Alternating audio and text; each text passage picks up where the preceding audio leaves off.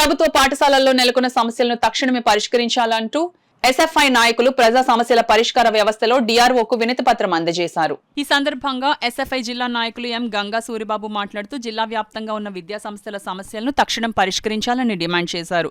ప్రభుత్వ పాఠశాలల్లో నాణ్యత కలిగిన మధ్యాహ్న భోజనం పెట్టాలని, అల్లూరి సీతారామరాజు అక్షయపాత్ర ఏజెన్సీలను రద్దు చేయాలని, పాఠశాలలోనే భోజనం తయారు చేసి విద్యార్థులకు పెట్టాలని డిమాండ్ చేస్తున్నామన్నారు. ఈ కార్యక్రమంలో ఎస్ఎఫ్ఐ జిల్లా అధ్యక్షులు పి వరహాలు, సిటీ అధ్యక్షులు సంజయ్ తదితరులు పాల్గొన్నారు.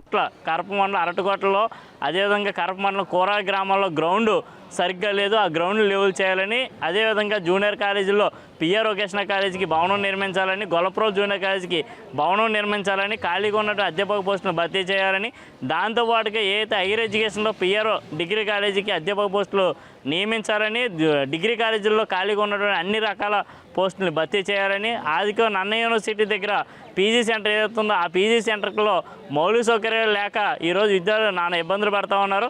వాటిని పరిష్కారం చేయాలని, పీజీ కాలేజ్ ఎదుర్కొంటున్న హైవే రోడ్లో బార్కెట్లను ఏర్పాటు చేసి స్పీడ్ బ్రేకర్లను ఏర్పాటు చేయాలని, సంక్షేమ హాస్టల్లో ఏవైతే మెస్సాజీలు పెండింగ్లో ఉన్నటువంటి వాటిని విడుదల చేయాలని, తదితర అదేవిధంగా రెసిడెన్షియల్ సంబంధించి కాకినాడ జిల్లాలో ఉన్న రెసిడెన్షియల్ కాలేజీలో అనేక సమస్యలు వివేతానం చేస్తూ ఉన్నాయి. ప్రధానంగా పిఠాపురం ఏదైతే రెసిడెన్షియల్ కాలేజీలో గత సంవత్సరం ఒక అమ్మాయి మీద అక్కడ ఉన్నటువంటి ప్రిన్సిపాల్ పీఈటీ దాడి చేశారు.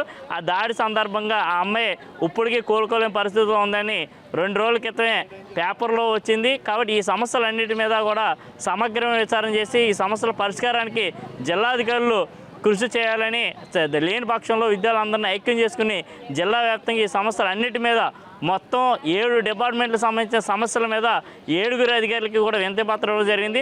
సమస్యలు పరిష్కరించడం క్రమంలో భవిష్యత్తులో ఈ ఉద్యమాన్ని ఉధృతం చేస్తామని భారత విద్యుత్ ఫెడరేషన్ ఎస్ఎఫ్ఐగా డిమాండ్ చేస్తా ఉన్నాం.